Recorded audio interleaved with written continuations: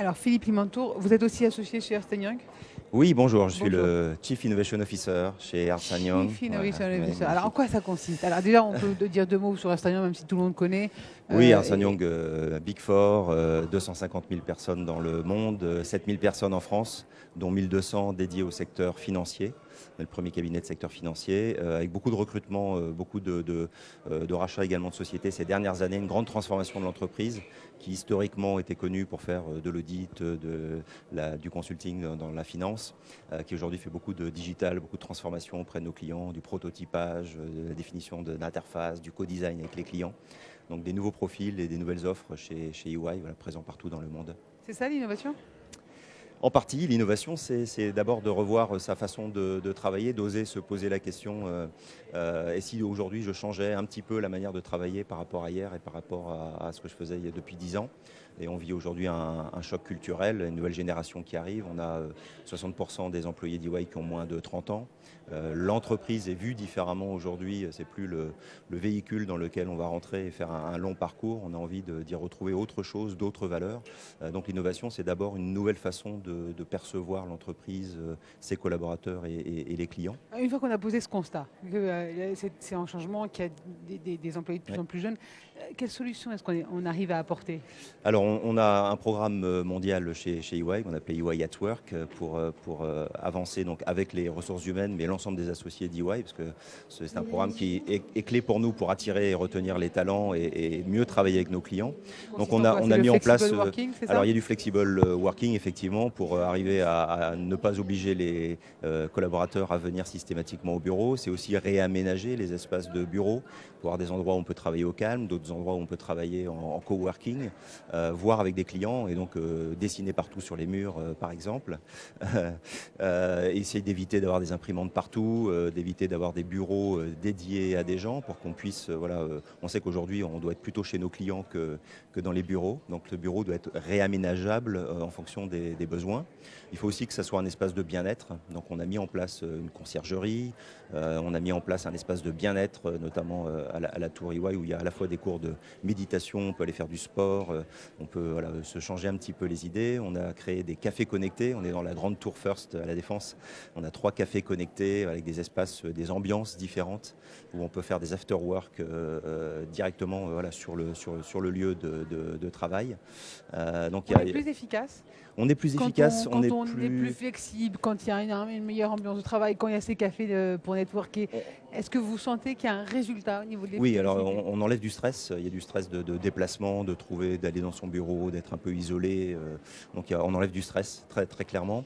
On rechange aussi la façon dont on perçoit les clients. Et donc on change aussi sa manière de travailler avec les clients et on le voit dans les nouveaux programmes, les nouvelles transformations qu'on peut gagner chez les clients, dans la réduction de l'attrition. On retient aussi plus facilement les talents qui ne cherchent pas uniquement un endroit exceptionnel pour travailler avec les clients, mais aussi cette ambiance et cet espace de coworking. Alors justement, vous parlez de coworking. On revient un peu à ça, parce que jusqu'à présent, on était plus habitué à des méthodes individualistes. À l'école, on nous apprend qu'il faut être seul le meilleur. Et là, dans une grande société comme la vôtre, on est dit non, mais c'est peut-être mieux de travailler en équipe. Oui, alors ça a toujours été du travail en équipe, parfois du travail en équipe légèrement siloté. Les Ouais. auditeurs entre eux, les spécialistes de la fonction fiscale, les avocats ou le conseil. Et là, vous Euh, cassez les barrières, vous mettez tout le monde Aujourd'hui, ensemble. oui, parce qu'en fait, les clients attendent ça dans les grands projets de transformation digitale, notamment qu'on fait chez les clients. Le client, on part du besoin client et ensuite on va composer l'équipe en fonction de ce besoin. Et cette équipe elle va être composée peut-être d'auditeurs, de spécialistes du fiscal, du juridique et de consultants, spécialistes en IT ou en digital, mais aussi des consultants métiers, évidemment, parce qu'on est extrêmement puissant sur cet aspect-là. Et donc, c'est cette combinaison. Et donc, ce sont des gens qui ont des parcours individuels de carrière liés à leur spécialité, mais qui doivent se retrouver en permanence ensemble pour travailler avec des clients sur les mêmes méthodologies, sur la même Oui. façon de faire. Donc, si on s'applique cette méthode à nous-mêmes, on va aussi se l'appliquer plus facilement à nos clients.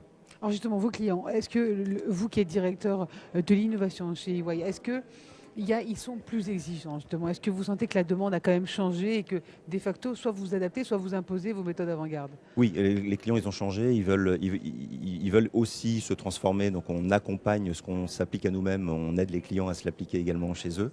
Et c'est important Ils y d'avoir arrivent, ce... ils le comprennent ou il Oui, y a oui, ils le encore un besoin de comprennent. changement de mentalité? Non, ils le comprennent, ils en Ouais. ont envie, ils sentent la pression des jeunes générations qui vont plus ou moins chez eux en fonction de leur état d'avancement.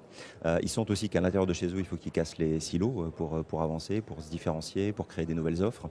C'est pas toujours évident. C'est une grande transformation, il y a beaucoup de changements, beaucoup de conduite du changement. Ça va jusqu'à casser des murs. Donc il y a aussi du physique derrière. C'est pas juste des grands plans sur la comète. Mais les clients ont beaucoup d'appétence pour ça. Et on les accompagne de plus en plus sur ces éléments-là. On les aide à co-créer aussi entre eux. On casse des barrières qui parfois existaient depuis des années. Ils se trouvent heureux d'échanger entre eux, entre des gens très techniques ou des gens métiers par exemple.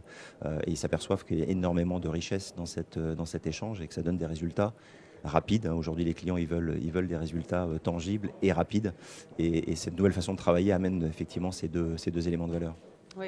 Alors, et donc, on parlait maintenant des jeunes qui intègrent de plus en plus Assalam. Vous avez des projets en cours justement pour encore plus d'adaptation, ou alors voilà, vous continuez sur cette lancée-là? Oui, on a beaucoup de projets déjà dans le développement de nos offres avec nos clients. On a lancé un grand programme qu'on appelait Wave Space, qui sont des laboratoires, des lieux d'expérimentation autour de l'automatisation, autour de l'intelligence artificielle, autour des nouvelles technologies du digital, avec des laboratoires qui sont connectés et en réseau partout dans le monde. Donc on en a à Paris, on en a à Madrid par exemple pour les régions les plus proches d'ici.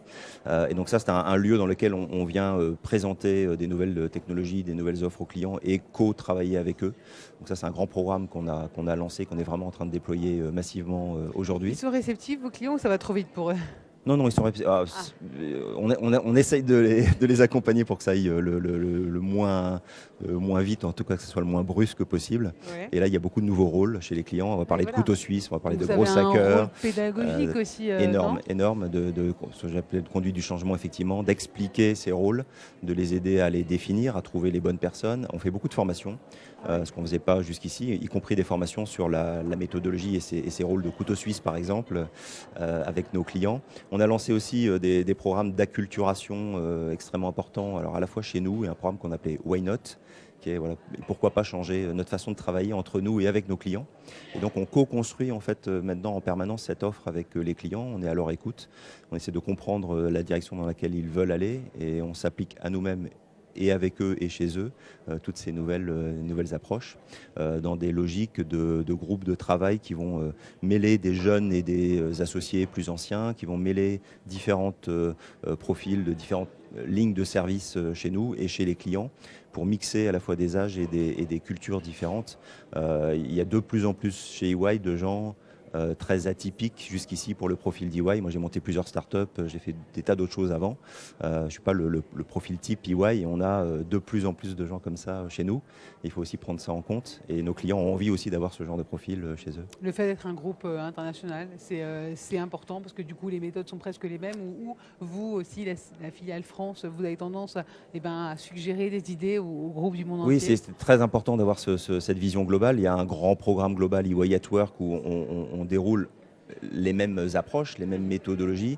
Après, il faut s'adapter à la culture de chacun, à la vitesse d'évolution aussi ou la capacité de changement. Il y a des pays qui sont plus ou moins réceptifs à changer rapidement. La culture latine est un peu plus complexe à faire évoluer, mais aussi plus riche et plus intéressante. Merci beaucoup. Merci. Philippe Limantour, donc directeur innovation chez Ernst & Young. Et c'est Sylvie Hellman qui va nous rejoindre maintenant.